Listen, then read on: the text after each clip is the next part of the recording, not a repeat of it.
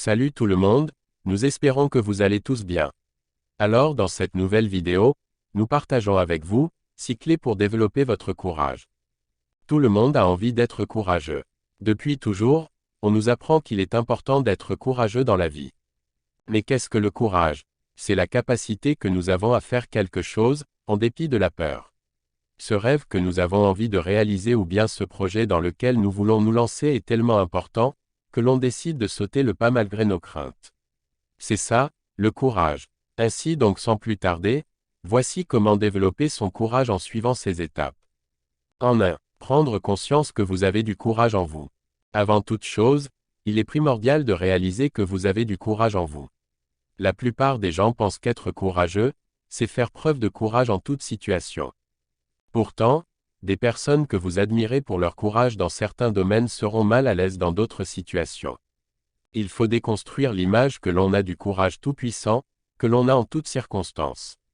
Listez les situations où vous avez été courageux, conservez cette liste et complétez-la au fur et à mesure. Relisez-la dans les moments où vous en aurez besoin, cela vous prouvera que vous aussi vous avez du courage pour certaines actions et vous aidera à regagner confiance en vous. 2. Gardez en tête que tout le monde a peur. Dites-vous bien que tout le monde ressent de la peur. Le simple fait de l'accepter va vous aider à laisser s'exprimer votre part de courage. Cela va contribuer à ne pas vous enfermer dans l'identité d'une personne qui a peur. La peur et le courage sont tous deux présents en nous. Selon le contexte, le projet, l'un s'exprimera et prendre le dessus sur l'autre. Il y a de la peur et du courage en chacun de nous.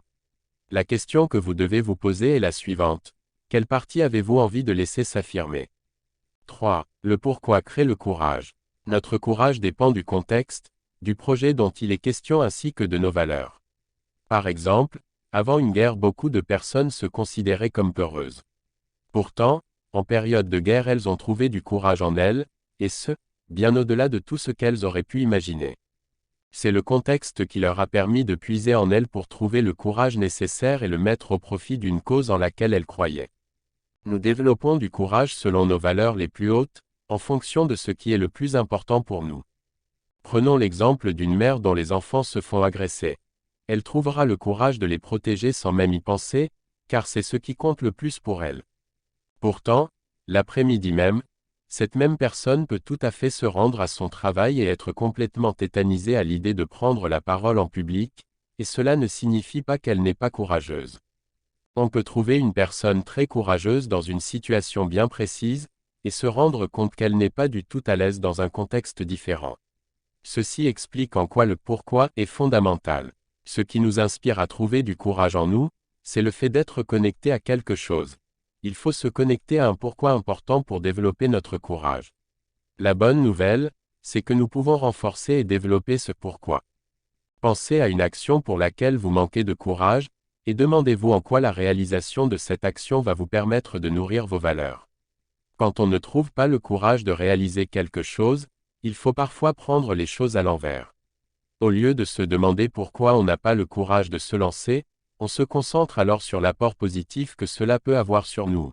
Le courage et la motivation viendront ensuite de manière naturelle. Par exemple, le fait d'aller aborder quelqu'un dans la rue est souvent perçu comme une situation très inconfortable. La plupart des gens vont s'arrêter à cette idée et ne pas donner suite. Pour trouver le courage nécessaire pour réaliser cette action, on peut se demander en quoi cela pourrait inspirer les gens. On peut également se demander en quoi cela va nous permettre d'être fiers de nous ou bien en quoi cela fera de nous un plus grand entrepreneur. Vous avez compris la mécanique, plus on crée de relations entre ce que l'on a envie de réaliser mais qui nous fait peur, et nos valeurs hautes, plus on stimule notre courage et plus on renforce notre confiance en nous. 4. Faire du courage son identité. Il y a des personnes qui sont courageuses en toute situation. Tout du moins, c'est ce qu'elles pensent être.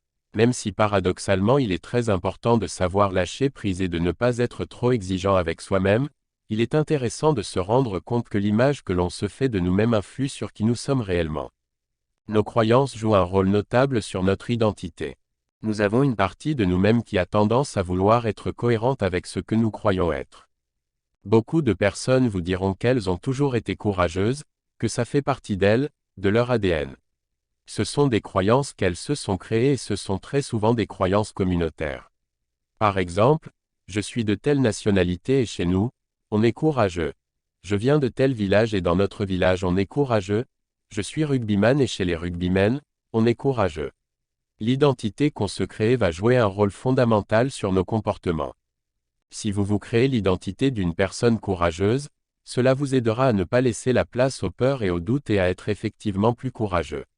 Attention, s'interdire totalement de douter ou bien d'avoir peur n'est pas une solution. Il faut trouver le juste milieu. Autorisez-vous à avoir peur, tout en gardant à l'esprit que vous avez du courage en vous.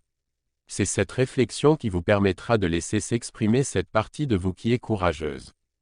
Considérez que vous êtes courageux à partir de maintenant. Affirmez-le et répétez-le. S'il vous arrive encore d'en douter, le meilleur moyen est une fois de plus de lister vos moments de courage et de les lire régulièrement.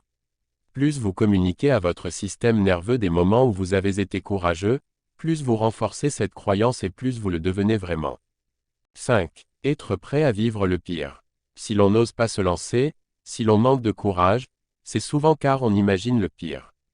Le problème est que l'on ne va jamais au bout de notre réflexion. On peut par exemple se dire « j'ai peur d'aborder cette personne car elle risque de me rejeter ». Et alors, elle va peut-être me critiquer, être indifférente, m'ignorer. Et puis je vais me sentir seul et vivre un moment d'inconfort. Et puis je vais respirer un moment, penser à autre chose, et je pourrais peut-être même en rire avec des amis dans quelque temps.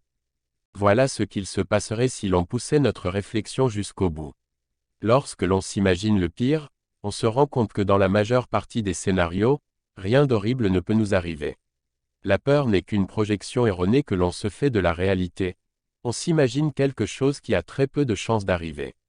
Prendre conscience de cela permet de réaliser 3 choses. Soit vous serez fier de vous, soit vous pouvez inspirer quelqu'un, soit vous pourrez en rire avec des amis, et un moment de crainte se transformera alors en moment de joie. 6. Se sentir missionné. Le meilleur moyen d'être courageux est de se sentir appelé par la volonté de transmettre un message.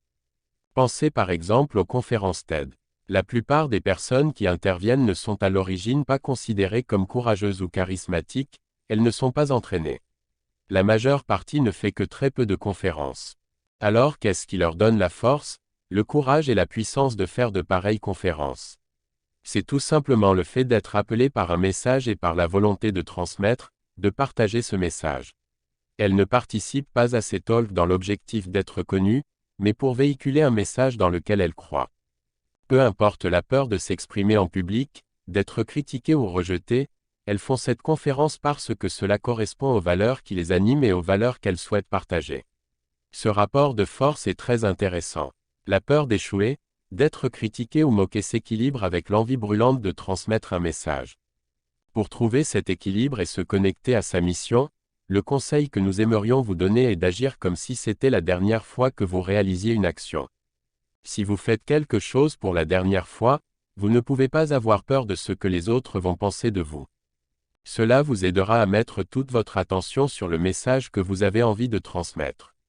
Ce conseil peut s'appliquer à tous les domaines, il suffit de penser uniquement à l'impact que vous aurez sur les autres. Cela ne veut pas dire que vous n'aurez pas peur. Cela signifie simplement que l'envie de transmettre un message sera plus importante que tout le reste. Cela vous permettra de vous reconnecter à l'essentiel, à votre mission de vie. Avoir du courage, c'est oser être soi-même et oser transmettre le message que l'on souhaite, c'est vivre sa vie en fonction de soi. Vous pouvez tous être courageux, et ça commence maintenant. Nous sommes à la fin de cette vidéo, merci de vous abonner, de liker et de partager.